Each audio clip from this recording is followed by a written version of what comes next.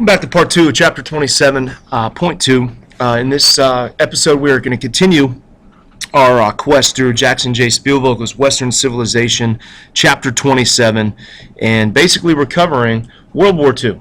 I just wanted to give you just a brief synopsis here of movies that you could possibly watch for World War II pleasure, but also for possibly extra credit. Patton, which stars George C. Scott from the 1970s, is awesome, one of my favorites. You have Pearl Harbor, of course, with Ben Affleck in American Love Romance. Saving Private Ryan is intense as ever. The Longest Day is one with an all-star cast from, I think it's the 60s. The Dirty Dozen, which is a sweet one. Valkyrie starring Tom Cruise, maybe the only Tom Cruise movie where Tom Cruise doesn't creep me out. And then of HBO series, Band of Brothers. So just a possibility there for some extra credit. As we pick up basically with we kind of ended the fighting, a lot of the fighting in the first section here. That's why it took so long. But the book goes into some social, economic, and diplomatic issues in the second half of the chapter. So we're going to kind of go through there and decipher some of this stuff. For the first part is what the book calls the New Nazi Order. And what we mean by the New Nazi Order, what they mean by the New Nazi Order is the Nazi conquered European regions, which were subjected to German domination. Okay, and if you look up on this map, we have here really the Nazi Empire, but this one is the I think it's the end of 1941, and they've conquered France all the way to the outskirts of Moscow, very similar to some of the things that Napoleon did, over a century prior. There were neutral states, if you look, and the neutral states included Spain, Portugal, Switzerland, Sweden, and Turkey. They chose not to get involved. We've learned that Spain had just gone through a civil war. German allies consisted of Italy, Romania, Bulgaria, Hungary, and Finland. And, the conquered lands were either annexed directly, like we learned about with Czechoslovakia, Poland, and Austria, or they were basically taken over and administered by Nazi military and civilian officials called collaborationists. And, obviously we saw that as well with France. And, the Vichy government was put in charge of France. Now, when the Nazis took over, how did they treat the conquered peoples? That's what the book goes into next, and it's kind of interesting. Their racism shows through with how they treated different people. So, for instance, in Norway, Denmark, the Netherlands, or the Dutch, the Nordic people, if you will, received lenient treatment as they were racially related to the Germans. So the Germans kind of saw them as like distant cousins, so they were a little bit more lenient, a little bit more respectful to those people. Now, France, Hitler taxed the French heavily, as the French were seen as inferior Latin people, and they were tolerated as a race, but basically, they did look down upon the French. And basically what happened in France was, as we said, they were militarily occupied, and civilians loyal to the Nazis, the fascists, were put in charge of France, the Vichy government, as we said. Now, both northern and western territories were exploited for goods and workers for the German war effort. As we saw, is the Germans moved eastward. The Slavs in Eastern Europe were, we've said, with Lebensraum, seen as subhuman. And so in those areas, they seized men and women for slave labor to work in German factories for the war effort. And Hitler's overall plan was that Poles, Ukrainians, and Russians would be enslaved and summarily forced to die out, while the Germanic peasants in the German Empire would resettle those areas, take over the good land, and make those productive areas of the German Empire. That was his goal. Polish workers and Soviet prisoners of war were transported to Germany, where again they did a lot of the heavy labor and were systematically worked to death. 80% of Soviet prisoners did not survive the war, thanks to the German camps. All right. So what is economic exploitation? Again, like we talked about with Japan, they seized raw materials needed for the war effort. They seized machines, industrial resources that could be used to produce war goods. They seized food that could basically feed their population, but also feed their military. And as we said, forced labor of conquered people within their own countries by shipping them to Germany to do the dirty work. Okay, so again, here is a list of the economic exploitation, and here you see a picture of men and women doing just that at the behest of the German demands. All right, now, as Nazis conquered Europe, not everybody just rolled over and played dead, okay? There were resistance movements against the Nazis, and that's what we're going to talk about next. The German policies in these nations led to an emergence of resistance movements to their power. What you had were governments in exile. An example of that would be the Free French movement in London, who was led by Charles de Gaulle. All right. You also had the strongest, and it's important, the strongest resistance movement was actually in Yugoslavia, and it was led by a guy named Josip Broz, also known as Tito. We'll learn about him in the Cold War, Marshal Tito. Okay, and again, in many countries, communists became the leaders of the underground resistance movements. And if you remember, why might that be? Nazis and communists hated each other. So what we're going to see in some of these areas like Yugoslavia and Eastern Europe, the resistance movements are going to lead to a natural progression where after the war, you have communist leaders taking over some of those countries in Eastern Europe. And that's going to create a lot of Cold War tension. Now, a lot of these movements were sabotaged by Nazi supply depots. They would sabotage Nazi supply depots. They'd derail trains. They'd blow up bridges. Do anything that they could to, as I said, sabotage the Nazi war machine. They supplied the Allies with valuable information. A lot of these people would play dumb, but they would be recording information and give it to the Allies. They would also give aid to the Allies. All right. They'd give them detailed troop movements. They'd publish secret newspapers, and they hid escaped Allied prisoners of war and down Allied pilots and lead them to safety so they didn't get captured by the Nazis. Now, interestingly enough, you also had resistance to the Nazi government within Germany. And I'll give you a couple examples of that. There was the White Rose movement that you might want to write down. And basically students and a professor at the University of Munich went out and distributed pamphlets and went out of their way to use free speech, which they didn't have, and denounced Nazis and their policies. Ultimately, they were captured, arrested, and executed. And again, if you'd like to look up more, it is the White Rose movement. Any kind of resistance within Germany was ruthlessly crushed by the Gestapo. And you need to know the Gestapo. The Gestapo was the secret police of Nazi Germany. And then you have the Stauffenberg plot to assassinate Hitler. And it was the closest to success. It almost killed Hitler. Great movie on that is Valkyrie, starring Tom Cruise, but it was called Operation Valkyrie.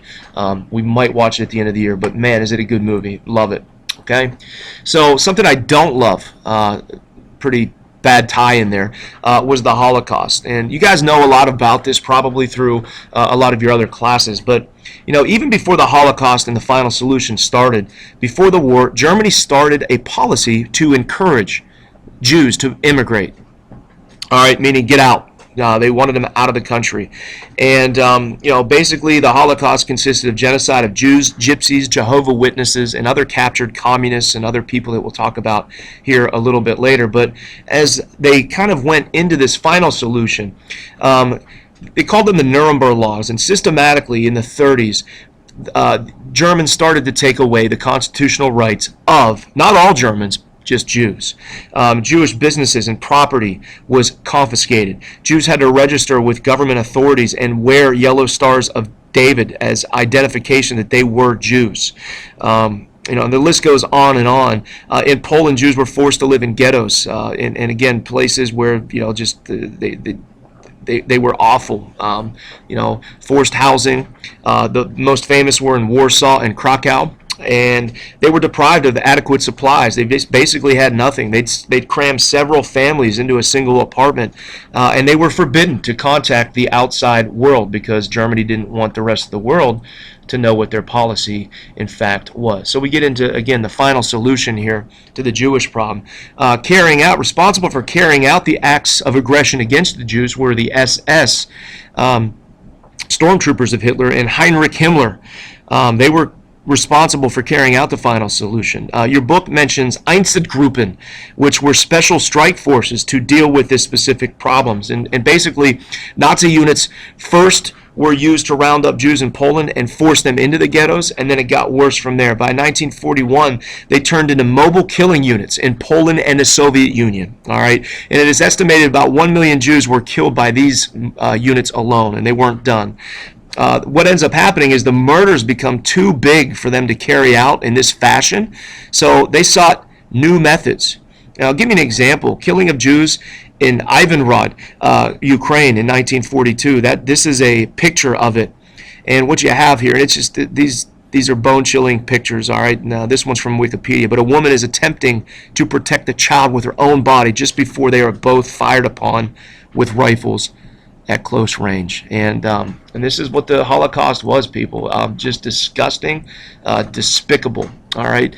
Continuing on this just dreadful subject is the final solution to the Jewish problem, which began in late 1941, as I said, when they figured out that they couldn't keep up with the killing that they needed to do. So they came up with a formal plan at the Wannsee Conference in 1942, and what they did was they built 6 death camps in Poland, in addition to hundreds of concentration camps. Auschwitz was the most notorious.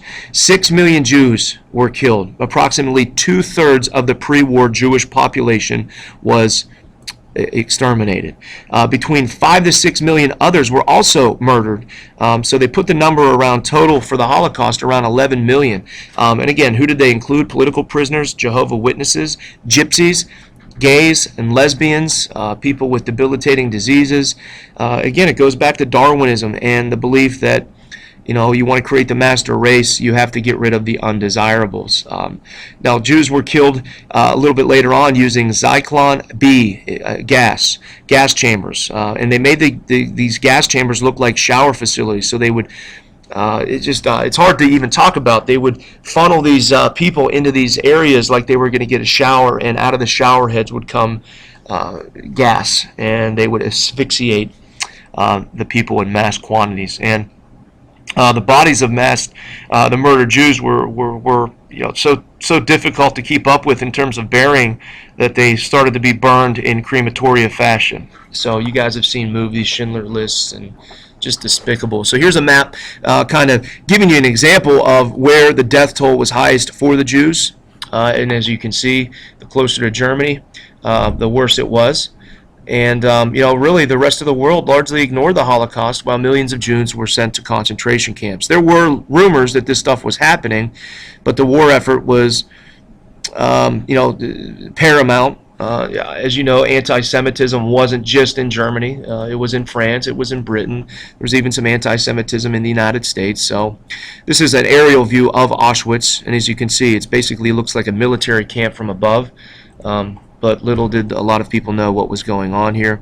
Here are women fit for work, going through the process of just basically registering and becoming slave labor. Here you have a picture of the starvation and the treatment of the Jews, and kind of reminds me of the Middle Passage with African slaves. But and here are survivors in a Russian camp, and you can see the treatment and the mistreatment, I should say, of those people. So what was the Holocaust? Again, the Nazi murder of European Jews, about 5 to 6 million, 11 million people total. 2/3 of the Jews in Europe were massacred, and again, through deliberate shooting, starvation, overwork, as well as gasation, so if that's a word. So we get to the New Order in Asia, okay? And really, the New Order in Asia, once Japan, kind of evaluated their objectives and their game plan, they turned once after Pearl Harbor, and they kind of established the stronghold in the Pacific. They turned mainly defensive in nature. Okay, Japan wanted to use its new colonial possessions, as we've said, for their raw materials, tin, oil, rubber, and also to buy up Japanese or produce Japanese goods through scrap iron and things of that nature. And they had something called the Great, and I'll type this in, Great East Asia Prosperity Sphere. All right, and if you read that, basically what that is it's goal for a self-sufficient community of nations which were to work as a cohesive unit to provide mutual benefits for one another to all the conquered territories as well as mainland Japan. Again, after the war, we'll see NATO, we'll see the United Nations, the UN. It's kind of one of those aspects where they wanted all those countries to kind of work together cooperatively. It's not going to happen. A lot of people resented the fact that the Japanese had taken them over. So you also get a ploy here called Asia for Asians, and Japan used propaganda to sell their conquest to their conquered inhabitants, and they've kind of sold it as, hey guys, this is going to be good for you, this is going to make Asia strong, we're going to be in this together. These nations were really already conquered property of Western European powers anyway. Japan said, you guys are, if you live in Vietnam, you basically have been living under French control for hundreds of years. Your colonial possessions, and that's it. Japan went as even far as to promise independent governments once they would be conquered, and they would establish the fact that these areas would have self-government with supervision by the Japanese. However, real power, as we know, was going to be with the Japanese military authorities, and this was just something that they were selling them. Everybody knew that they would be ruled with an iron fist through Tokyo. So they, like the Nazis, even though they kind of sold this, that, hey, this is good for you, they sold that to the people to no avail. They basically became like the Nazis. They exploited these regions for their economic machine, their war machine, and forced some of the natives to serve in the Japanese army or to work on work projects, and basically became slaves like the Nazis did with their subjects. Okay. Again, as I've already mentioned with the rape of Nanking, the Japanese were known for their brutality towards their conquered inhabitants. They also sent near 800,000 Koreans as forced laborers to Japan, as your book says. Women were forced to serve as, we talked about this in class the other day in period 7, but comfort women, or basically prostitutes, serving the needs, and let's just not go into that, of the Japanese soldiers at will. Many were brutally gang raped, as we mentioned, and you just don't even want to talk about it. So they also used POWs to build railways and other projects where somewhere around 12,000 Allied POWs died during the construction of these railroads and projects, and over 90,000 native workers, conquered workers I should say, from overworked, poor diets, and overall an unhealthy climate. Okay, now our objective here is to identify the conditions on the home front for both the Japanese and the major Western nations involved in World War II. Now again, a home front is, when we talk about fronts in a war, like the Western front, the Eastern front, we're talking about actual fighting and battles and what's going on there. The home front is, in a modern society, in a modern world, you have these total wars, and total wars involves the entire civilian population. So in the home front is, how are these people of the various nations, how are they infected by the war? How did it change their lives? And there are differences between World War II and World War I. World War II is actually, even though World War I was a total war, this is more of a total war. More people were mobilized, as we'll learn. There was more widespread fighting across almost all of the globe, whereas most of the dirty work in World War I was done in and around Europe. There was more economic mobilization. Again, we'll talk about this. It's very extensive.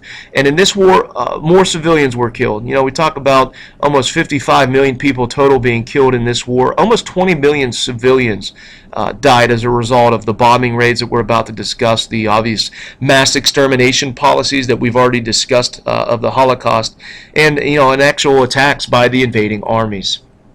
So let's talk about the mobilization of the peoples in here. First, we're going to mention Great Britain. Britain mobilized their resources more completely than any other country. About 55% of the British people were in the armed forces or conducting civilian work for the war effort. What are some of the examples of civilian work? English made extensive use of women for the war effort, as did the United States with Rosie the Riveter. Women under 40 were called to do some kind of war work. Over 50% of civil service positions in Britain were manned by women. I know that sounds weird. And women were also involved in agriculture. That doubled, women participating in farming. The book called them, quote-unquote, land women, and they were called to do farm work for the men who were fighting either overseas or in Europe, wherever they were engaged. And to meet this demand, just like in the United States, propaganda campaigns emerged. You had the Dig for Victory, as you see the sign there, increase food production, get people fired up. The people were encouraged to turn all of their yards or fields, like cricket fields, I almost said baseball fields, they didn't have baseball, but soccer fields, plant them for harvest, for anything that was used for recreation. Use it, plant it, and turn out more food for the war effort. They also had the Grow Your Own Food, which encouraged people to grow war gardens, as I had in the previous slide. There's a war garden right there. Just basically trying to meet the shortage of food. Food rationing was still necessary as German subs sank British merchant vessels, as food was also rationed in the United States. So, what do I mean by rationing? It means that people had weekly allotments of bacon, sugar, fats, and eggs. A lot of people, in cases, basically their diets were bread and potatoes. But you couldn't just go to the supermarket. First of all, they didn't have supermarkets back then, but you couldn't go to the store and just buy whatever you wanted, okay? And then you also had the Home Guard, which I have a couple pictures here on this slide. It was founded in 1940 to thwart possible German invasion.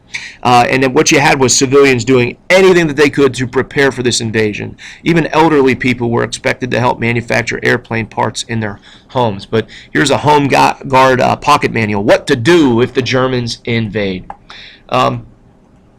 Also, you had economic planning. Just basically, what do I mean by economic planning? The government got really, really involved and controlled everything that was made in factories and what businesses did. They organized and administered the economy to meet the war needs to defeat the Nazis. So you had the Ministry for Fuel and Power, and they regulated natural resource consumption and made sure that the military had what they needed to win the war. So fuel and power were rationed as well. You had the Ministry for Production. They oversaw raw materials to make sure that the businesses who were making war products had what they needed before anything else was produced for leisure, or what we've called consumer products. And they also increased production of war materials through these ministries. And they offered incentives for companies to turn their factories from making consumer products to war goods. We also saw this in World War I and World War II in the United States. And coincidentally, most people accepted these increased government controls. They saw it as their way of helping the country.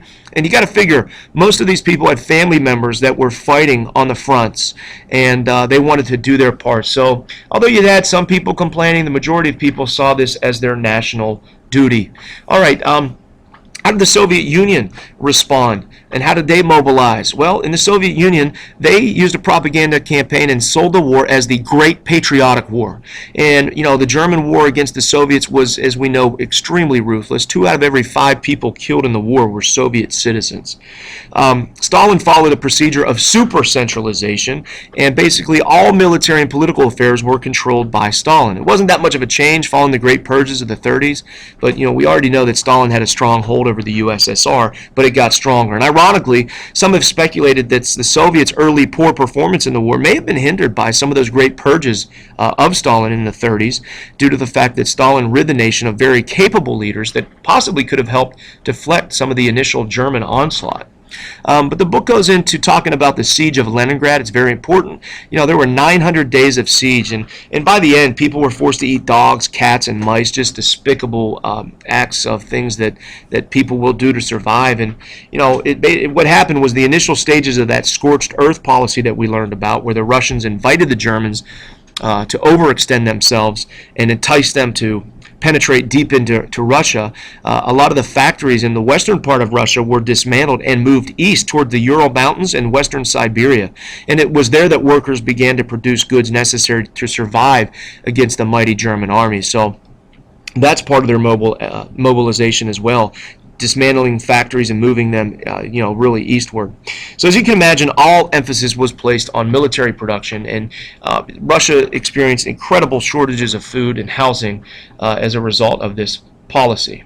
Okay. Now, additionally, women. We need to know women's role in World War II. I mentioned Rosie the River. We mentioned in the United States. We mentioned the role of women in England. Women played a significant, probably the most significant role in bringing about the eventual success of the Soviet Union. Women and girls worked in factories. They made up 48% of the workforce, mainly in the oil industry. Overall, women participating in heavy industry went up 60%, and women also worked for defense by digging anti-tank ditches and became air raid wardens to warn people about potential German air raids. The Soviet Union was the only, this is really important, the only nation to use women combatants. They served as snipers and even served as air crews. Soviet pilots, as you see in this picture on this slide, were called night witches. And, they did what they had to do. And why did the Soviet Union eventually survive and win the war effort? First of all, they were able to totally mobilize. Everything was produced for the war effort, and then Stalin and the Communist Party used patriotism and propaganda to stir up Russian nationalism to motivate people to subdue the Nazi onslaught. Germany had to mobilize its people as well, and really one of the interesting things that Hitler did early enough was to maintain support in the morale of the German people.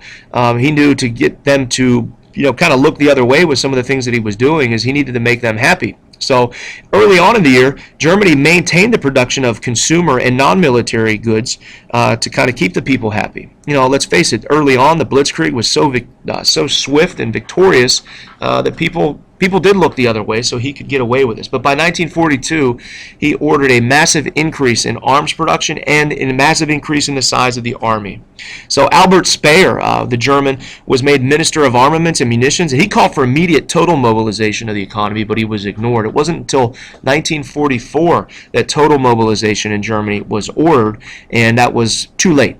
All right, and what they did was they turned schools, theaters, cafes, they were all closed, and all resources were committed to total mobilization. And this is where the Hitler Youth, in the later stages of World War II, some of the Allied troops, as they stumbled into Germany, they were fighting really, really old, elderly men, but also young boys.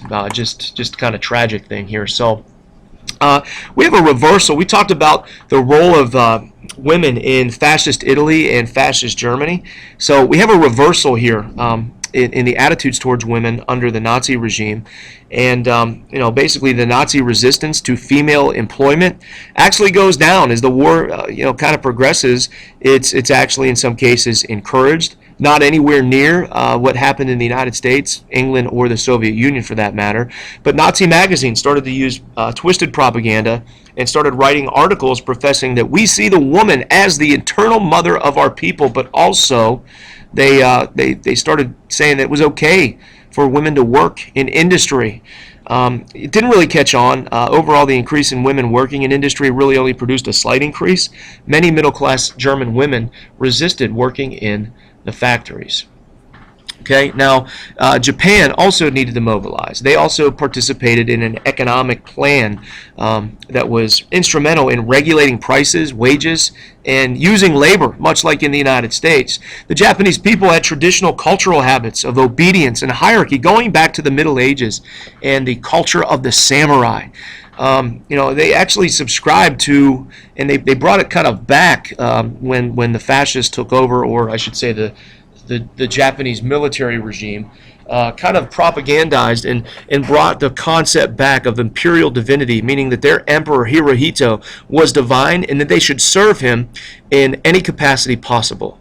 So also important to the Japanese was Bushido. Okay, Bushido was the way of the warrior, and they kind of brought this back and celebrated it prior to the war, and it was basically the code of the samurai warrior. The Japanese military brought it back, realizing that this would be a benefit for their extreme nationalism that they were selling in the 30s and the 40s. It was based on loyalty and service to defend the honor of the emperor and the nation and also their family. Don't do anything to embarrass your nation or family, including surrender. Don't do it. This culminates in the final years of the war when they resorted to kamikaze or divine wind against U.S. warships and suicide bombers. They started selling that was a noble thing to do. That's the best thing that you could do to serve your country. And we see this today with terrorists, and bombing targets and blowing themselves up. So women in Japan we talk about women in Japan, they were encouraged to do their part to bear more children. That was their patriotic duty. That's how it was sold. And the Japanese military leader Hideki Tojo, who was prime minister from 41 to 45, actually opposed female employment, and it was his stance that he felt that women in the factories would weaken the family system and eventually long term weaken the nation. So instead of using women, they used Korean and Chinese subjects to do a lot of their dirty work. And as we said, 800,000 Koreans brought over to work in factories. One of the most tragic things that happened during the war were the bombing of cities. Not just bombing of our military targets. We're talking the just intent to kill civilians. And World War II marked the first widespread use of aerial bombing of cities and civilian populations. We've already mentioned the Battle of Britain and the Blitz, which is the English term for the German air raids, and we saw the destruction of British cities. This particular incident is the British city of Coventry at the hands of the German Luftwaffe. It was one of the most devastating of the German blitzes on England. But as we said, the German air raids failed to break the civilian morale or bring about victory, and ultimately the British were committed to Churchill's call for victory, and that's his infamous victory call or victory sign.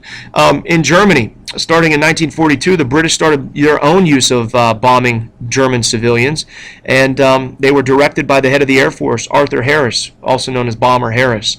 They used incendiary bombs, which were firebombing from the air. And the most famous example of this was the Allied firebombing of the German city of Dresden. Even U.S. planes participated in this, and they killed over 100,000 people. And if you kind of look at some of these, after Dresden, there was nothing left. And again, it sickens me. This is a female, basically almost skull of somebody who obviously didn't survive the bombing. You have just piles of bodies of civilians, and this is one of the saddest pictures I've seen. It's you can't even make it out if it's a German dad or a German mom, and their little child is clinging on them for safety. Just breaks my heart. But these were used. In fact, more Germans died at the hands of Allied bombing raids than what happened at Hiroshima and Nagasaki with the atomic bombs. So, but it actually failed to break the morale of the German people and failed to destroy the German industrial capacity, but it killed a lot of people. Then we get into the atomic bomb. Many of you know that this was the culmination, the dropping of the atomic bombs on Hiroshima and Nagasaki were the culmination of a long process called the Top Secret Manhattan Project, directed by Dr. Robert Oppenheimer. They kept it secret from the American peoples, kept it secret from a lot of the Allies, and actually there were some Soviet spies on the Manhattan Project, but nonetheless they built a secret lab in the desert at Los Alamos, New Mexico, and they detonated their first bomb in the summer of 1945 to see if this actual technology could work. And they implemented the dropping of the bomb because there was fear that over 1 million Americans would die or perish if the United States had to invade mainland Japan. Not only that, millions of Japanese civilians, because of Bushido and because of their commitment to die and not surrender in battle. So it was decided by Truman at Potsdam to drop the atomic bombs. And August 6, 1945, the atomic bomb was dropped on Hiroshima, and 3 days later, on August 9th, another was dropped on Nagasaki. A lot of Japanese didn't think we'd have another one, so we implemented another one. Some of the speculation is that we used a second one to show the Soviets, hey, we have these. But Japan surrendered as a result of the detonation of the atomic bombs, and we know that also Hirohito was instrumental in bringing about that process. Interestingly enough, this is I borrowed this off of a slideshow. You get a picture of this is an aerial view of what Hiroshima looked before the bombing, and this is what it looked like after. Just everything at ground zero obliterated. Just unbelievable. All right, now we get into the last part here, okay? And I know we're almost done, I promise. How did diplomacy during the war play a role in the war's outcome? Well, there's a lot of, we already mentioned the Atlantic Charter, the Grand Alliance, but we're going to also talk about some other conferences that were really, really important to bringing about the victory of the Allies in the war, but also set the tone for the post-war era, the Cold War. The first one you need to know is Casablanca. in 1943, FDR and Churchill meet, and they declare a policy of unconditional surrender for all enemies. All right, Italy would be invaded first to open up a second front. Before opening up a second front for the Allies in France, that would bring the total that the Germans had to fight were a three-front war. And Stalin never forgave the Allies for putting off the invasion of France until 1944. He said we should have done more. Because what that did was it ensured that the Russians would have to fight the brunt of the German army alone, and we know that the casualties that they suffered were just immense. The next meeting was in 43. It was the Tehran Conference, and it was the first meeting of what they call the Big Three, FDR, Churchill, and Stalin. And the Allies agreed to an invasion of Western Europe, D-Day, in 1944. Stalin reaffirmed that the Soviets would be committed to enter the war against Japan once Germany had been defeated. So the United States liked that. And Stalin insisted on Soviet control of Eastern Europe and the carving up of Germany amongst the Allies.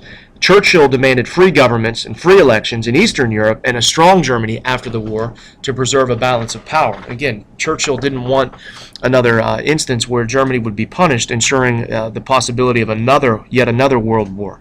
So Roosevelt kind of acts as the mediator because Stalin and Churchill are going at it here. He believed that he could work with Stalin to achieve a post-world peace within the construction of a United Nations. But again, they got to meet again. By 1945, they meet at Yalta, which is kind of in the outskirts of Russia or the Ukraine in Crimea. But the Big Three met again. And Stalin here agrees to enter the Pacific War specifically within 3 months after Germany surrenders. And Stalin finally agreed to a declaration of a liberated Europe, which called for free elections. He promised he will allow free elections in Eastern Europe like Churchill wanted. They also all agreed on a United Nations to meet beginning in April of 1945, and the Soviets would have 3 votes in a General Assembly. The USSR, United States, Britain, and France, and China would be permanent members of a Security Council. And they also agreed at Yalta to divide Germany up into zones of occupation, 4 to be exact, and a coalition government of communists and non-communists was agreed to rule in Poland. Okay, and the Soviet Union also was allowed to keep its pre-1939 territory. FDR accepted Soviet control of Outer Mongolia, the Kuril Islands, and the southern half of the Sakhalin, I don't know if I'm pronouncing that right, islands. Anyway, gives the Soviets, a stronghold in Asia, in kind of a thanks for, hey, you're going to help us with the Japanese. Now, it's during Potsdam in 1945, which is outside Germany, that they meet yet again. As we know, the war is over in Europe. VE Day was May 8th, so it's over for Europe. They're meeting to kind of finalize their post-war European plans.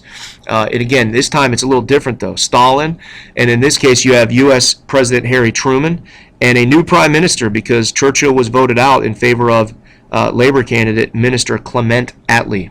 He was more liberal. And what these guys agreed to do there was issue an ultimatum to Japan to unconditionally surrender or face utter devastation.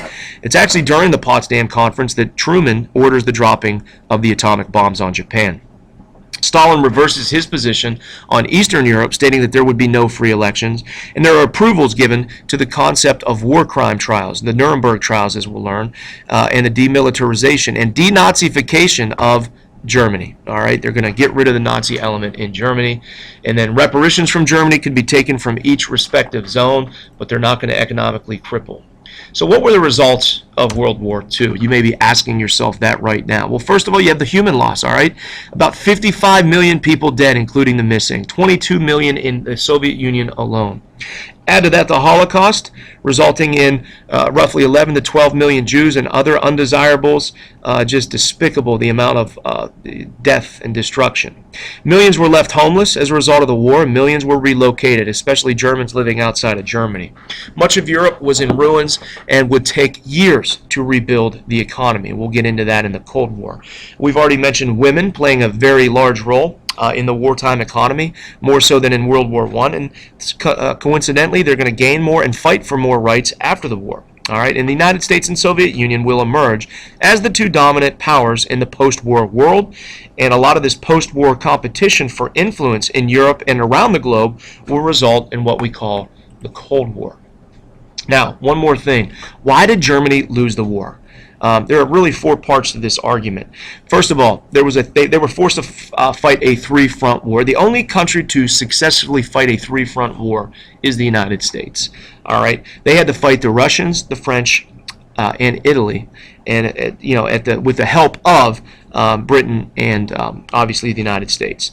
Germany and its army stretched across an entire continent. It just proved too much. Eventually, the Germans were run out of soldiers, and they resorted to, as I said, using children and elderly men near the end of the war. What were the major blunders of Hitler? That also played a role here. They allowed Britain to remain intact after the Battle of Britain. They invaded the Soviet Union and later made the decision to engage the Soviet army at Stalingrad when they didn't have to. Hitler's declaration of war against the United States immediately following Pearl Harbor guaranteed that the United States and Britain would focus first on Germany before defeating Japan. Additionally, the industrial capacity in Germany was not equal to the Allies. The U.S. outproduced all the Axis powers combined. The Allied bombings of German cities destroyed factories and did some damage. Additionally, the use of slave labor, Slavs and Jews, was not as effective. They didn't work very hard. And much of the economic energy spent on the final solution took much-needed resources where they could be using that to produce wartime goods that would help them in their war efforts. Germany didn't shift its economy into total war mode, as we said, until 1943 and 1944, and that was too late. By that time, the Germans were severely being outproduced, as we said, by the United States alone. Additionally, the Axis alliance proved to be a liability rather than a strength. Italy's failures in Greece and Yugoslavia drew a lot of German troops into the Balkans, where they could have been focused on the Mediterranean or on the Soviet Union. German forces eventually had to take control of Italy after the Allies began to penetrate the peninsula, and again, took much-needed resources that the Germans could have used elsewhere. Mussolini was caught and executed by his own people in 1944. And then Japan's attack on the United States drew Germany into a war against the United States that proved to be disastrous. Additionally, the Grand Alliance proved overwhelming. The fact that the United States, Britain, and Russia and 40 other countries stood firm against Nazi aggression, and the Japanese as well as the Italians proved overwhelming, as I said. The alliance worked together to achieve the unconditional surrender for Germany. Guys, you did it. That is World War II in a nutshell. That is coinciding with Chapter 27 in Jackson J. Spielvogel. I thank you for listening. I thank you for everything that you do. Good luck. And again, God bless.